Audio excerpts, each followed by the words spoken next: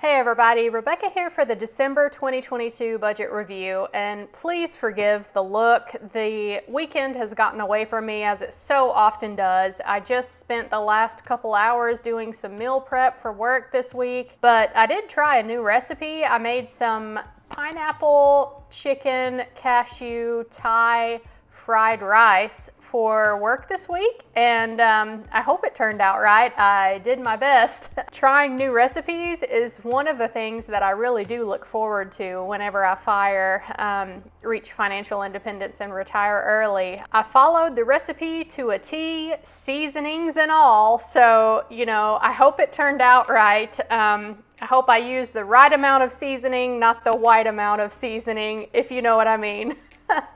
So anyway, I think it tastes really yummy, and I guess that's the important part since I'm the one that's going to be eating on it all week. So anyway, this is the last budget review for 2022, and going into 2023, I am doing a low spend challenge for the whole year. So there have been some purchases made for December. Just knowing that I'm going to go into the low spend next year, I wanted to get some things bought and out of the way, and we'll go through all of that and see where my budget ended up. I will show you guys my savings rate for the month, and I'll also show you guys the total amount that I have sent to investing this year, which I'm really very proud of. This is a number that I will not be able to achieve every year, just knowing what my income is. This year was a special year considering that I sold my old home and bought this home, so that gave me some extra money that I had to work with. But anyway, if you're new to the channel, welcome. I am Rebecca, and I am documenting my journey to reach financial independence and retire early. I am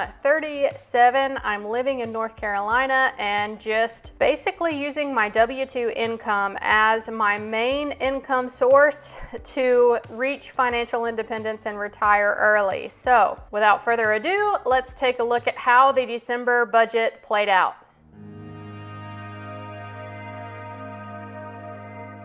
All right, so here we are looking at my December 2022 budget. If you guys like this style of budget, I do have a lot of new subscribers lately. Thank you for subscribing to the channel and welcome. If you like this style of budget, I do have it available for a free download. Check the first link down in the description box below. So starting at the top, as always, with my net income for the month. So I do always leave a little bit of carryover from the previous month, and from November I carried over $24.51 into December. I do black out my individual paychecks just for some privacy on the channel. I have always done that from the beginning.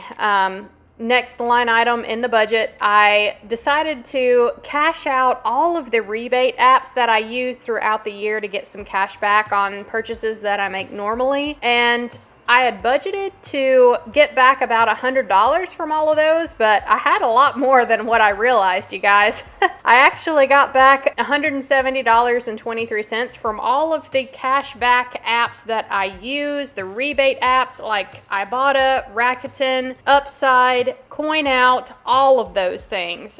If you aren't using these apps, really, I do personally think that they are worth the time that it takes to use them. It's not very much time at all to snap a picture of your receipt and scan it into an app. That's what I do to get this cash back every year. The learning curve is small, and I mean, $170 is not nothing. So if you aren't using any of the apps that I mentioned, I do have referral links for them in the description box below. I personally have been using them for years, and I really think that they are worth it. Another cashback source that I get is my Fidelity credit card. It gives me 2% cash back on every purchase that I make, and that automatically goes back into my Fidelity investing account. So in December, I earned $61.57 worth of cash back rewards that went into my Fidelity account for the purchases that I made in November. This dress refund, if you guys have been following me for a while on the channel, then you know that I am getting married in January. I did find a dress on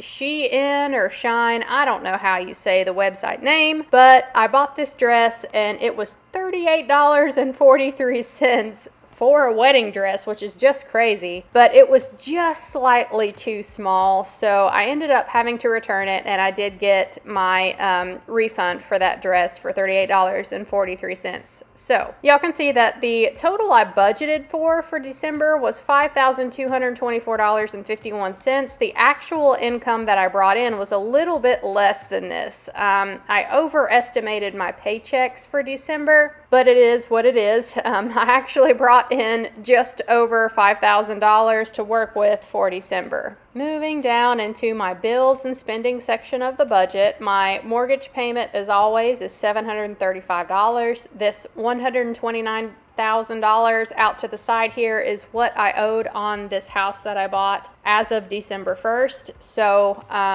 it's a very small, modest house, but I do like it. I feel like it was a good purchase, even though I did have to do a whole lot of renovation. When I moved in here, I have all of this documented on the channel if you're interested in that. I bought this house back in February, so I have the whole process documented, start to finish, what I sold my old house for, how much I spent on the renovations on this house. I made a video just dedicated to that, so I will link to it at the end of this video if you're new here and have missed that. This was a big life change for me this year, but honestly, I do think it really helped propel my fire journey forward. So yeah, I was happy with this purchase, even though I did need to make a whole lot of renovation to this place. Anyway, moving down to the utilities section, this includes my power, water, sewer, and garbage pickup here. I budgeted $175. I came in under budget here, $134.13 spent for the month. Not bad. My food and household budget, so proud of this, you guys. Y'all know, if you have been with me for a while, that I do struggle with this line item in my budget. This is one of the big challenges that I have set for myself for 2023, is to stick to my food and household budget at $600 a month. And in December, I am proud to say that I came in at $545.15. Hopefully this is a trend that will continue into 2023. Next item in the budget is my internet, $55.21 every month. That's right on target there. I really hope that I can get fiber internet here one day. These videos that I make, just as a side note, take a really long time for me to upload, but it is what it is. I have AT&T for internet here, and hopefully soon they'll have some fiber available for me. Next is gas for my car. I budgeted $125 for that this month, and I came in under budget at $102.26. Going pretty good so far. My car insurance I pay semi-annually, and I knew that was going to come out this month, and it would be $518.59. That was right on target. Next, for my mom. I had hoped to send her $1,000 of the $15,000 that she let me borrow. I have paid back a lot of that. This $9,750 is what I owed her as of December 1st, but I did send her $450 this month. Not quite the $1,000 that I had hoped for, but I had a lot of spending this month. I did make some extra purchases just in anticipation of knowing that I'm going to do a low spend 2023.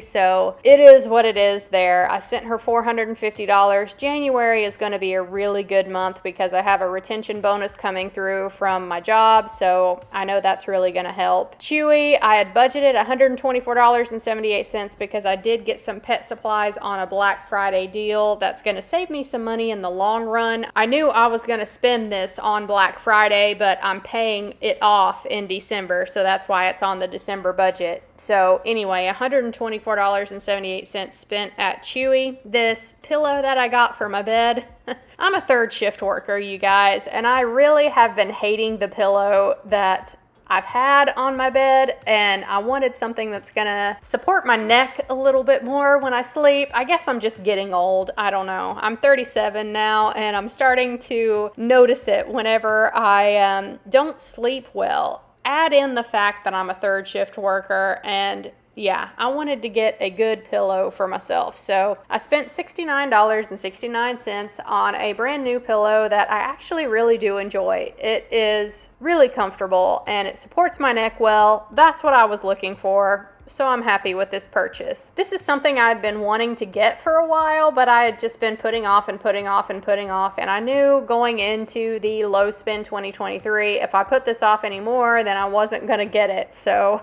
I went ahead and spent the money this month and bought it. Swedish Amazon. This is a lot of warm clothing that I am going to need for getting married in Sweden next month. And I spent some good money on Swedish Amazon buying a bunch of warm things, sweaters, pants, a parka jacket, and I had all of this delivered to my fiance in Sweden. And good insulating winter clothes are not cheap, you guys. So I spent $446.97 there getting all of that delivered to him in Sweden. This was a big help to me because all of this warm stuff that I have bought, I could have bought it on just regular Amazon, had it delivered here, but then I would have had to pack everything and take it over with me next month. So it's kind of good that I was able to just buy everything I need and send it to him ahead of time. But it is a bigger expense here. So, you know, if not for this big expense here, maybe I could have sent my mom that $1,000, but it is what it is. It really is a huge help for the wedding next month. And come January, I will be sending her a good chunk of change to get her paid back. After that, we have listed here more documents. This was just some more paperwork that I needed to send to Sweden for us to get married, and it was $111.79 to send it really quick like. So that's kind of a larger expense there, but again, it was necessary, something I couldn't avoid. This planner is my 2023 planner. I spent $52.95 there. I'm actually still waiting on this planner to come in, and from what I understand, it's not going to be delivered until about mid-January, so that kind of sucks, but I should have ordered it earlier. That's my own fault. Oh well. The Amazon line item here, again, a lot of this was some purchases that I knew I needed to make, some things that I knew I wanted to buy that I got on a Black Friday deal, but I knew that if I bought it on Black Friday, I'd be paying it off in December. So here it is on the December budget. I keep notes out here to the side as far as what I have bought for the year, so y'all can see up here. The largest expense of this was my elliptical that I bought. That was about $550, and I bought a $40 floor mat to keep underneath it. I bought a bodysuit to wear underneath my wedding dress in Sweden. I bought some more whey protein, vitamins, coffee. Those are regular expenses for me on Amazon. I also bought some Yeezy bags. Those are bags for my robot vacuum that I have. I ran out of those, so I needed to replace them, and I did buy a washable microfiber rug for Rollo, my dog, to help prevent some of the dirt that he tracks into the house when it's really muddy outside and rainy, which it has been a lot through November and December. So yeah, Amazon is just something that racks up so quickly and so easily for me, and this is going to be a huge challenge for me to keep the expenses on Amazon down for 2023. That's one of the goals that I have set for myself. Gonna do my best to meet that goal in 2023.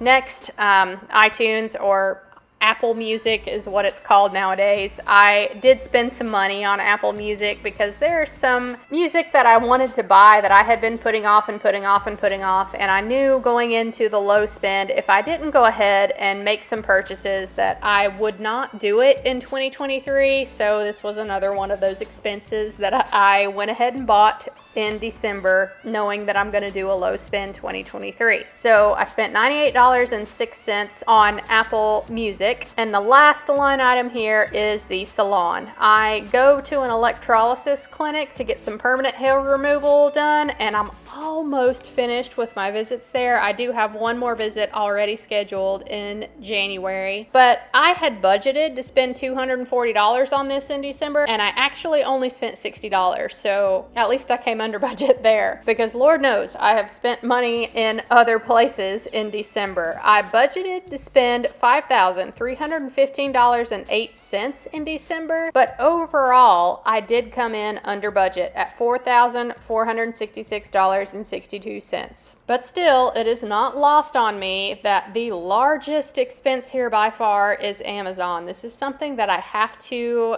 keep an eye on going into 2023. And I'm not gonna lie, there is already a big expense that I'm looking at on possibly making in 2023. And if I do make this purchase, then it's gonna come out of my personal spending money, which I have allotted myself $2,000 for the year of 2023. And if I buy this thing, then that's gonna eat up about 25% of that $2,000. So yeah, I don't know if I'm gonna get it yet. I'm still trying to talk myself out of it, but stay tuned to see if I make that purchase or not. If I do, then yeah, 2023 is just going to be immediately flinging myself into hard mode as far as the low spend goes. But if I get it, then that's the choice I make, and I am throwing myself into hard mode. So anyway, moving down into my debt section, the only non-mortgage debt that I have left besides my mom is my car payment, and I pay $555 every month on my car. That is not the minimum payment, but it's just what I pay so that I can hopefully see the balance that I owe go down by $1,000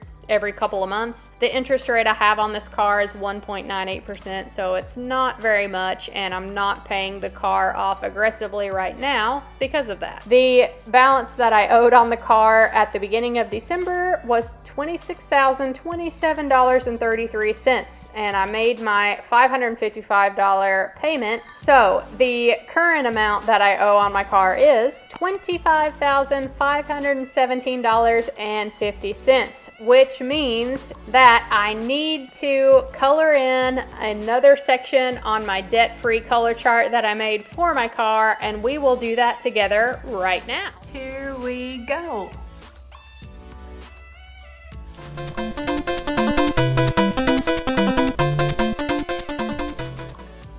So for totals for the month here at the bottom, y'all can see that my remaining balance for the month is $10.51. This is not a whole lot of money to roll over into 2023, but that is by design. I do a almost zero-based budget, and I give every dollar that I bring in some kind of purpose throughout the month. So not a whole lot to roll over into 2023, but that's fine. My savings rate for the month for December is really not too bad, you guys. It's 27.04%. So even though I did do a whole lot of spending this month, this is not a number that's terrible. I'm okay with that considering everything that I bought this month. If y'all have seen my annual budget for 2023, then you know this number is supposed to go up by a whole lot in 2023. As soon as I get my mom paid off, this number is really going to start going up, and I'm looking forward to that here in the near future. And as far as my am I financially independent yet, I am not there, not really close either.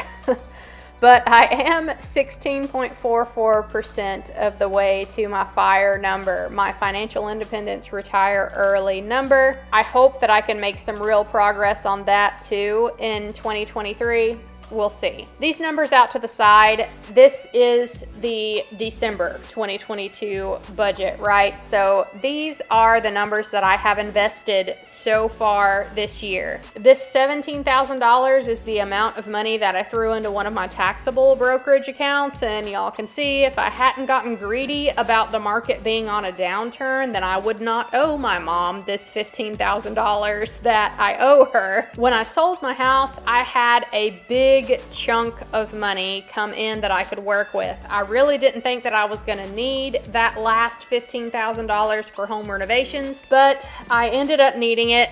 This house needed a lot more love than what I realized when I bought the place. So yeah, that was a lesson learned. I should have just been patient and I wouldn't have owed my mom this money, but it is what it is. I do owe her the money because I got too greedy and threw $17,000 into my taxable brokerage account. Anyway, anyway. I'll get her paid back soon, and then I'll be really free to invest aggressively. This $6,935.59 is the total amount that went into my 403B, my work retirement account, and that is including the employer match. The grand total for investing in 2022 ended up being $45,952.80. So yeah, even though my savings rate is not 50% or higher, I am so happy with this number right here. This is not a number that I can easily do every single year just based off of my income. In fact, a soft goal that I have set for myself for 2023 is to hopefully invest a grand total of $35,000 or more. So yeah, this year has really been an exception as far as investing goes, and this is by far mostly due to the fact that I sold my old home at the peak of the market and then bought this fixer-up house at the same time. So that left me with a little bit of extra money that I could throw into the market this year.